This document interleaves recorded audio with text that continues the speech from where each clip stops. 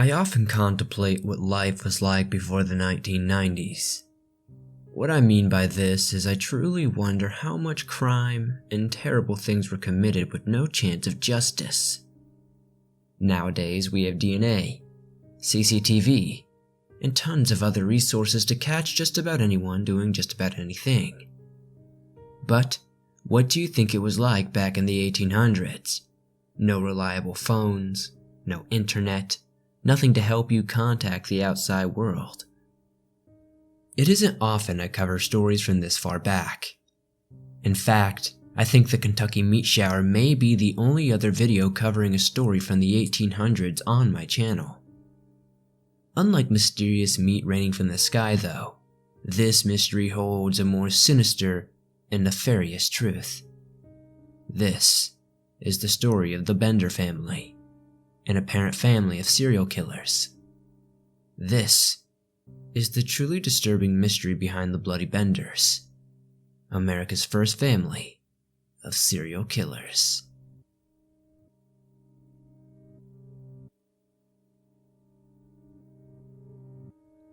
To begin this story, I will first need to set up a bit of background.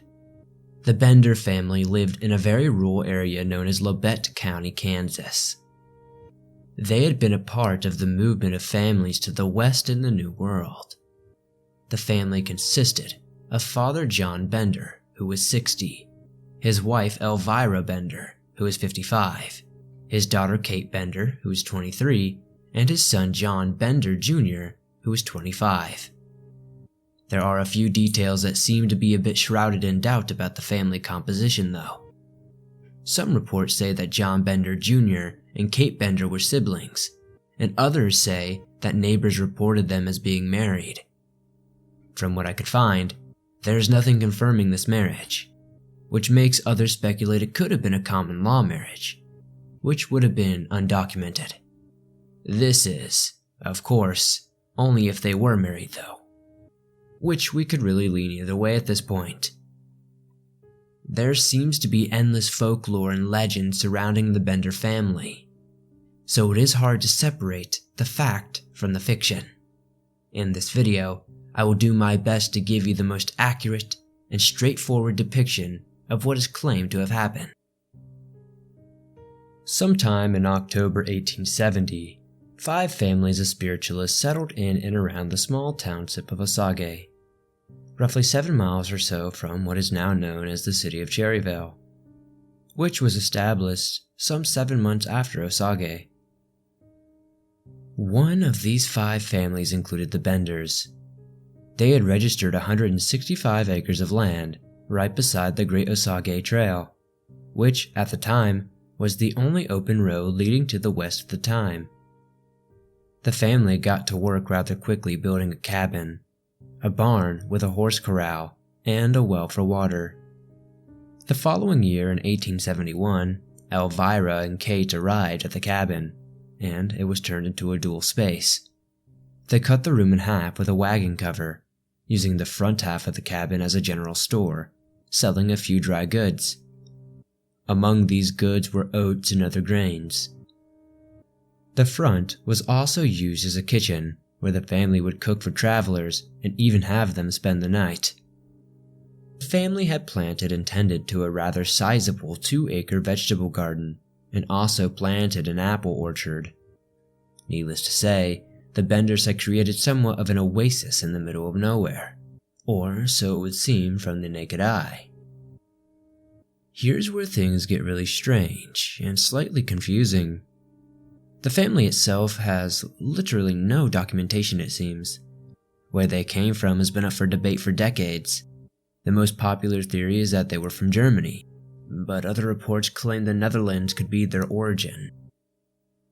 John Bender was an older man at the time.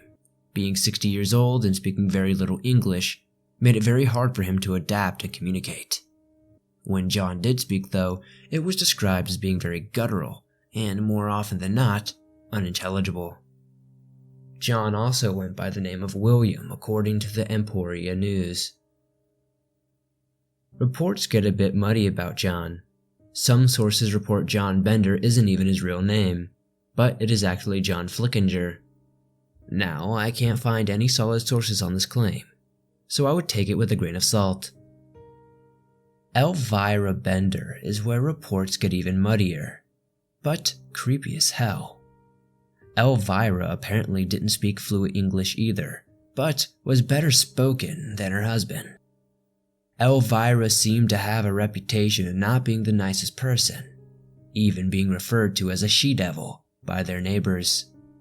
According to some old newspapers I found, Elvira was apparently actually born Almira Hill Mark in the Adirondack Mountains. She apparently married a man named Simon Mark, who she had a whopping 12 children with. She would go on to marry another man named William Griffith, and apparently many other men who she would go on to kill.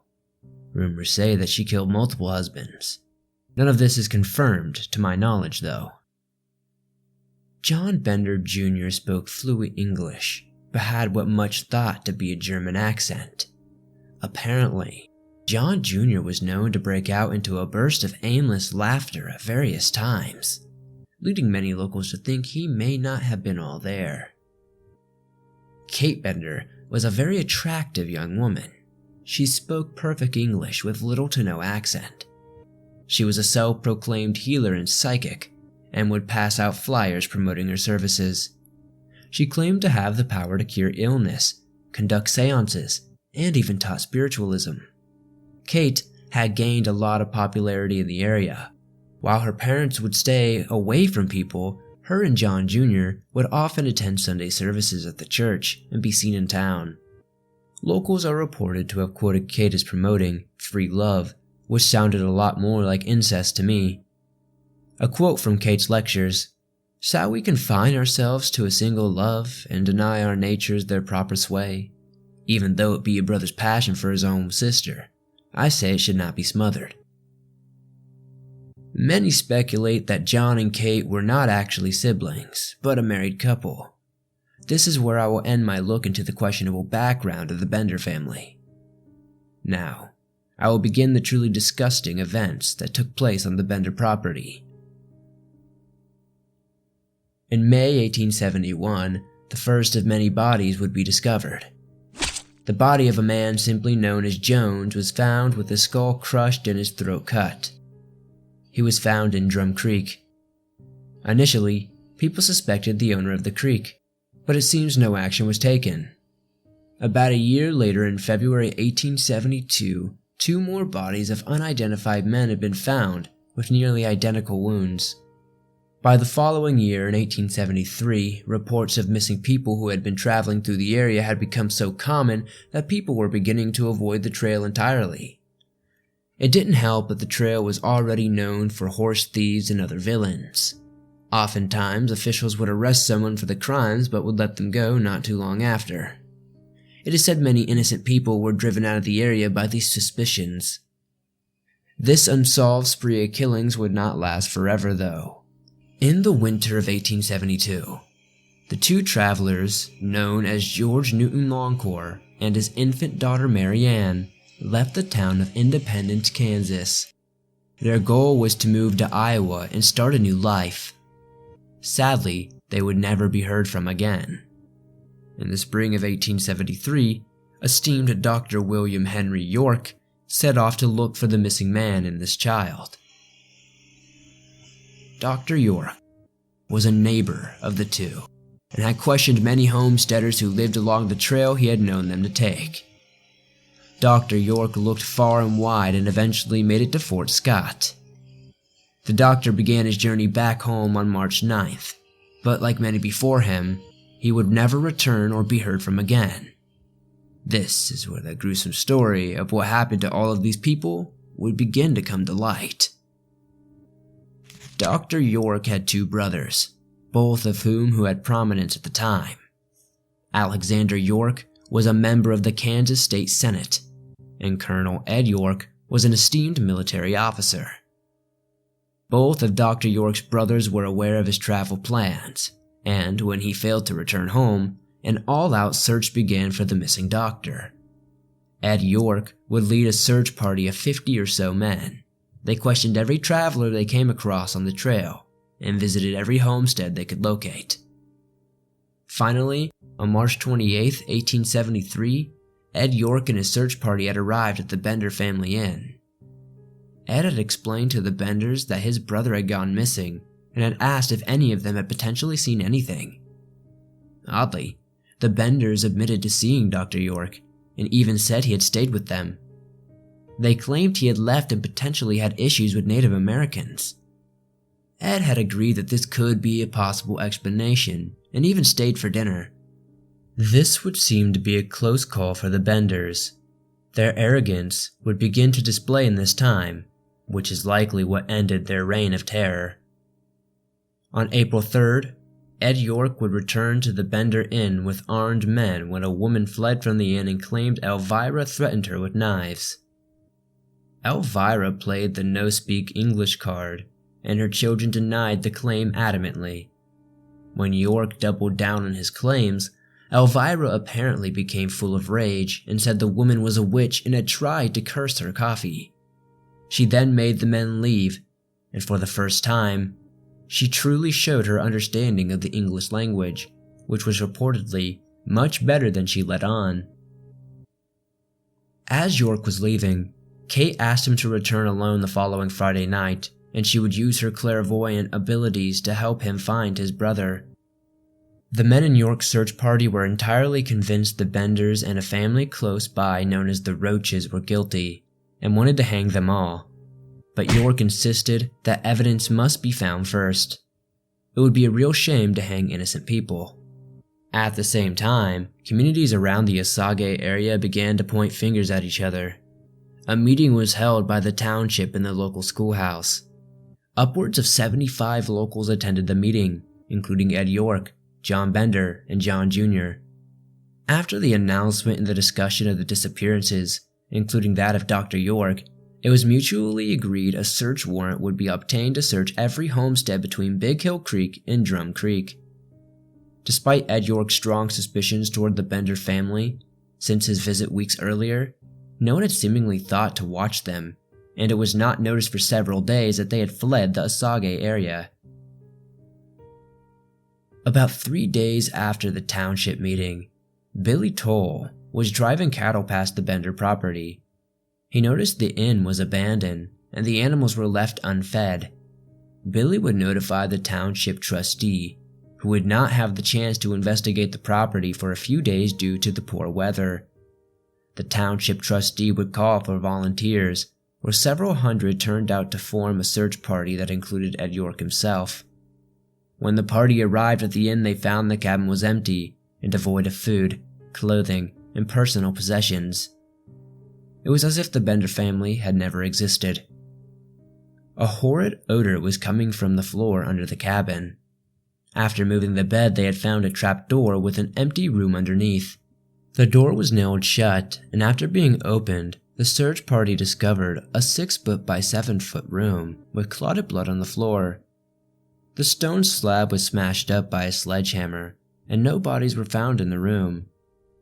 The smell was assumed to be blood that was soaked into the floor and dirt. The men then lifted the cabin, and dug underneath to search for bodies.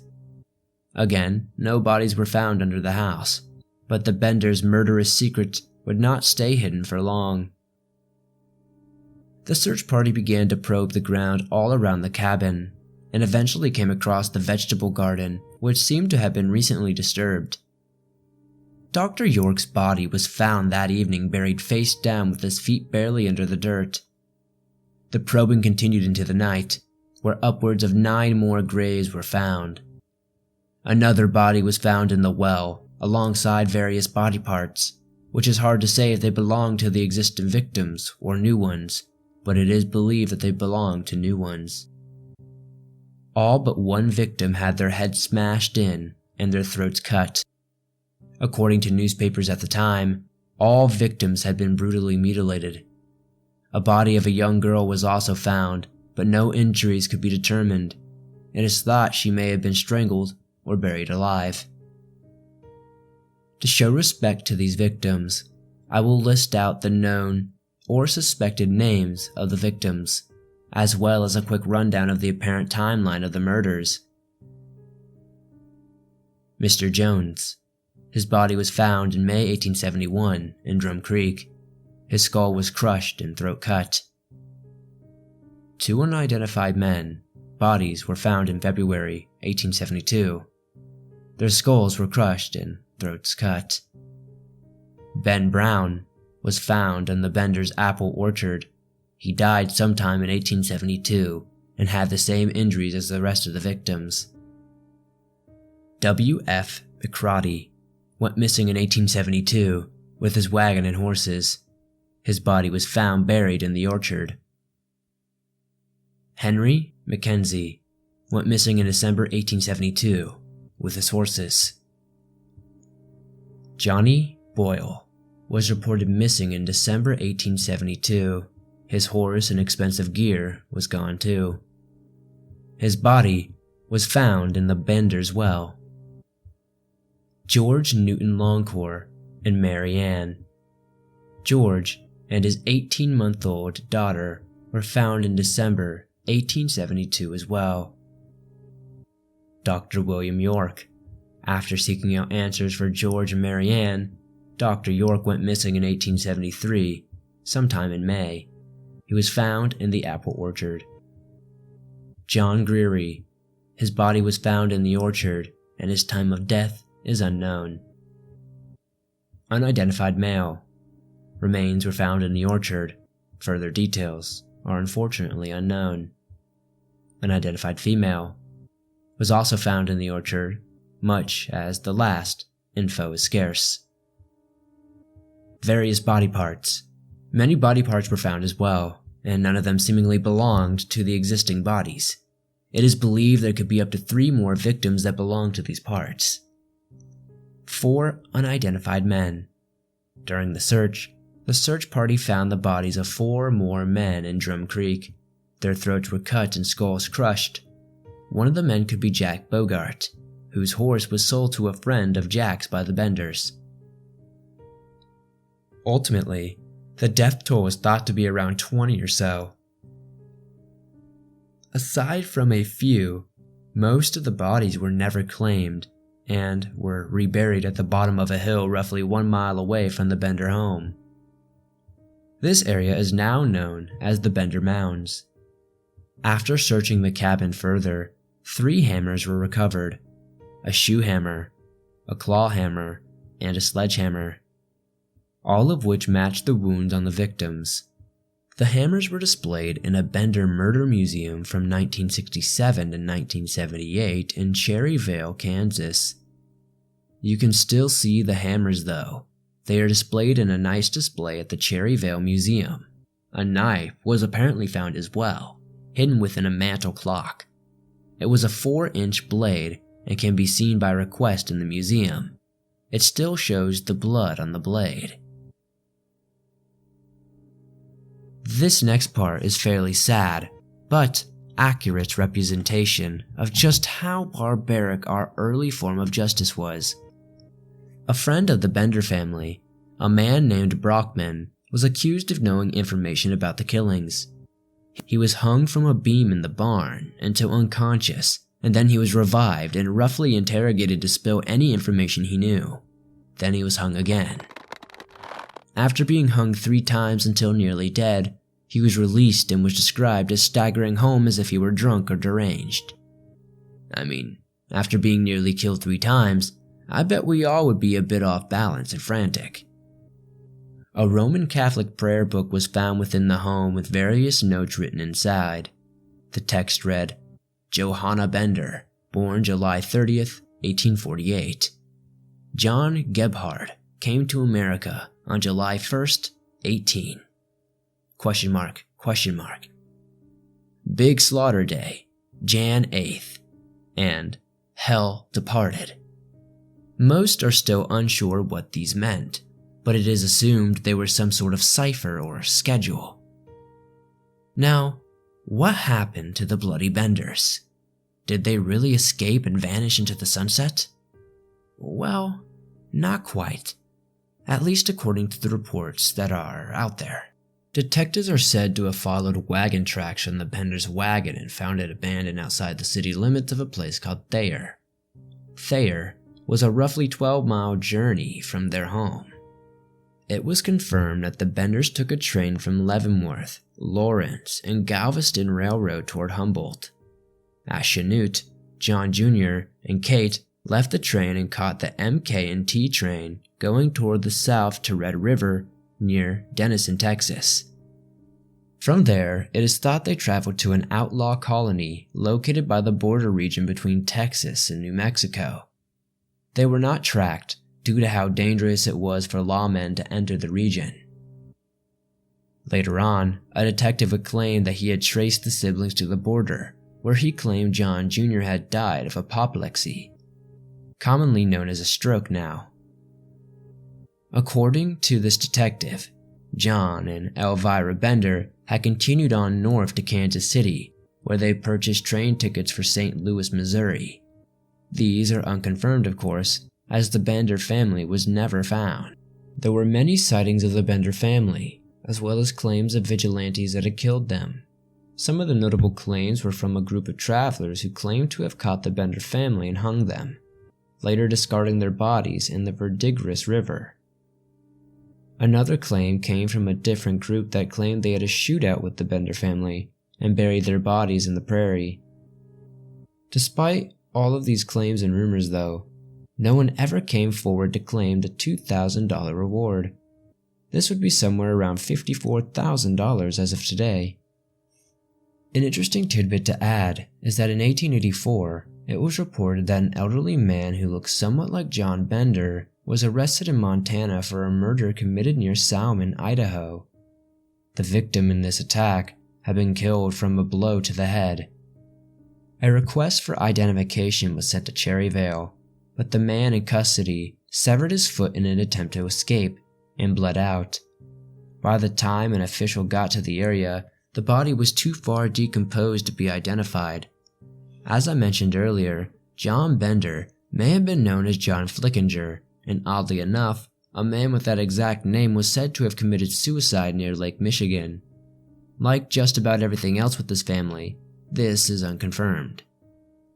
The last claim I wanted to mention was that in 1889, it was reported that Elvira and Kate Bender were arrested in Niles, Michigan. I often see this misreported as Detroit in articles I have read on the subject. They were arrested for theft, but were released and found not guilty. They were arrested again shortly after and were accused of being the Bender family. From what I can find, they denied the accusation strongly, but after being worn down by officials, they began making accusations that each other was the real Bender and they were but an innocent bystander.